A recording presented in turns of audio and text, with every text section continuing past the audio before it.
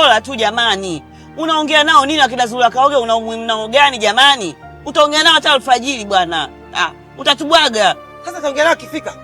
Sasa naongea nao nini? Kuna umuhimu upi sasa? Na kwanza mpaka dakika hiyo kufika tutafika asubuhi. Hiyo asubuhi ndio hataongea naye. Kwani kuna umuhimu gani jamani? Kwani dada wa marehemu? Jamani mimi hata sijaongea kwa ubaya. Maana yake huyo Zura Kaoge ana kimuemue. Nani aliyefiwa si ndo nani tena shoga yake, kwa hiyo mjane. Kwa hiyo uko ana moto. Mtoto taratibu tatuchinja. Uko wenye mdogo huu. Dada Chiku, kwa makini angalia gari hiyo. Mama utatuua jamani. Itakufa. Maana wanauana huko nje. We. Hebu tulia hapo. Tena wewe ndo nasikia umeenda kuiba gauni la mtoto wa watu. Pashavu mwanangu. Wewe mbona mshenzi?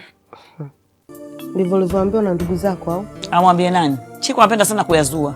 Jamani nyie, mbona hii shughuli kama ina mkosi ndoa jamani? Watu watoka walikotoka wanakuja kupalulana hapa kwetu. Mama, yaani haya ndo tunaweza kuita mapumziko kweli?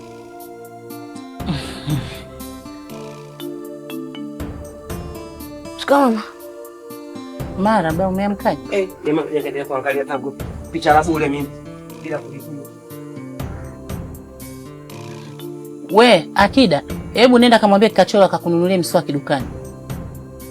Tanda mwenye dukani. Hebu ukiambiwa kitu usikie. We uwezi. Kuna mabodaboda na hapo nje watu wanagombana.